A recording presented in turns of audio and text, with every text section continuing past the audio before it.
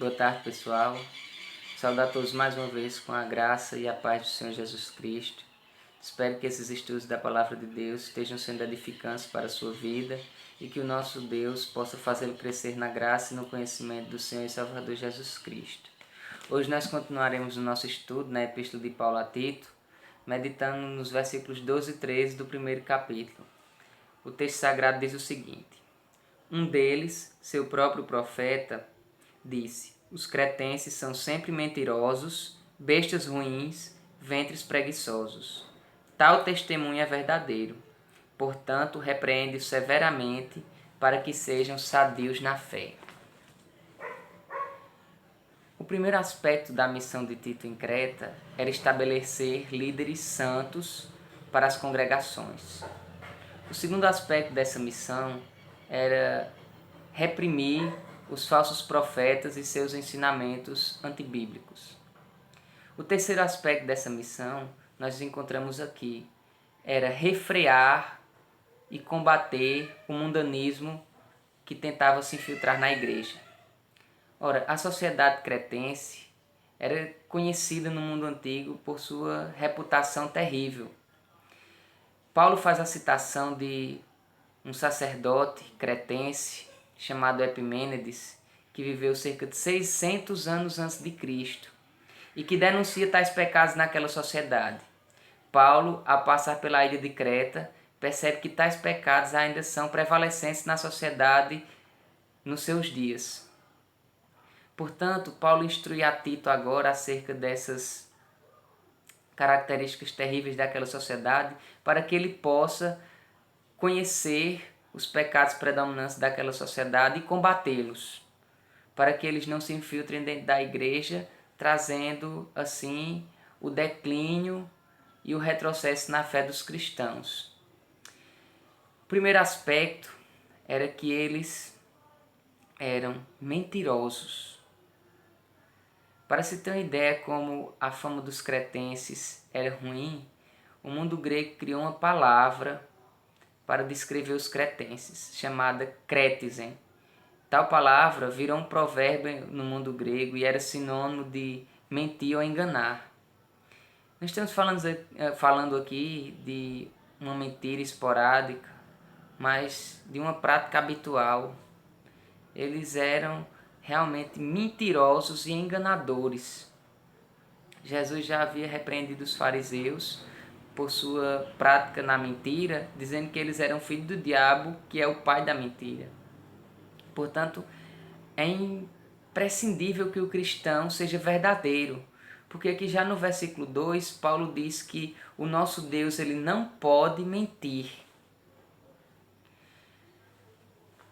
A segunda característica dessa sociedade é que eles eram bestas ruins, ou seja, era uma sociedade que era conhecida também pela sua crueldade. Eles eram egoístas e avarentos, e estavam dispostos a praticar atos cruéis para satisfazer seus desejos pessoais egoístas e avarentos, para o benefício próprio. A terceira característica dessa sociedade é que eles eram ventres preguiçosos.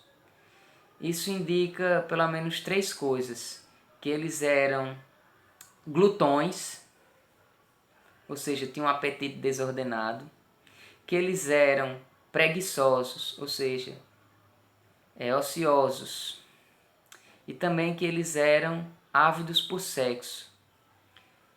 Esses pecados eram comuns na sociedade antiga. E Paulo observa isso em Creta.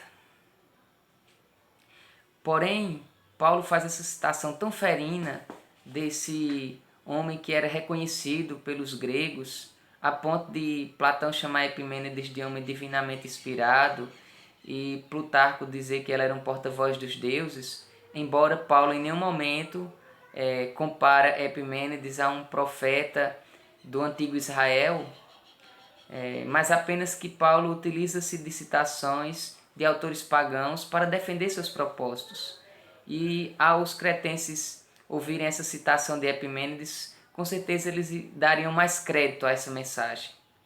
Então, o objetivo disso tudo era trazer santidade para a igreja, Paulo diz no versículo 13, repreende-os para que eles sejam sadios na fé, para que a igreja cretense não fosse absorvida pelo pecado da sociedade. A igreja não pode ser absorvida pelo mundanismo que nos rodeia, mas a igreja deve combater e se opor a ele. E essa era a mentalidade de Paulo. Em nenhum momento aqui, Paulo ele se vê desesperançado para a mudança dos cretenses. Muito pelo contrário, Paulo vê aqui o evangelho transformando pecadores e transformando-os na imagem do Filho de Deus. Paulo ele não se intimida por causa dos pecados daquela sociedade, ao contrário, ele tem plena confiança que o Evangelho de Cristo é poderoso para transformar tais pessoas. E é isso que ele instrui a Tito a fazer, que ele possa repreender tais pecados nos cristãos, que ele possa repreender tais condutas que possa estar acontecendo no meio da igreja, para que eles tenham a sua fé saudável, uma santidade, um crescimento espiritual sem nenhum defeito, sem nenhuma contaminação com a cultura prevalecente da sua época. Nós devemos extrair essas lições para os nossos dias. O pecado da nossa cultura não deve nos envolver. Nós não devemos seguir os mesmos padrões do mundo. É o que Paulo nos diz lá em Romanos. Não vos amoldeis a este mundo. Nós devemos andar na contramão do mundo, vivendo uma vida de santidade e de consagração a Deus.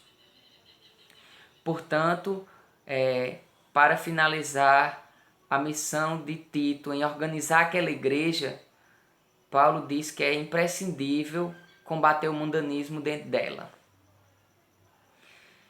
Amém? Que Deus possa abençoar a sua vida. E se você está gostando dos nossos vídeos, está achando instrutivo os ensinamentos da Palavra de Deus, siga-nos nas redes sociais. O Instagram é @mepbvárzea. No Facebook, a nossa página é facebook.com/mepbvárzea. E o nosso canal no YouTube é mepbvárzeapb. Que o Senhor possa abençoar a sua vida e nós continuaremos com os nossos estudos na Epístola de Tito, de Paulo a Tito, no capítulo 2, na segunda-feira, porque amanhã nós teremos transmissão ao vivo no templo, que você possa estar ali participando conosco dessa live, amanhã às 19h30. Que o Senhor nosso Deus possa abençoar a sua vida ricamente, em nome de Jesus. Amém e até a próxima, se Deus quiser.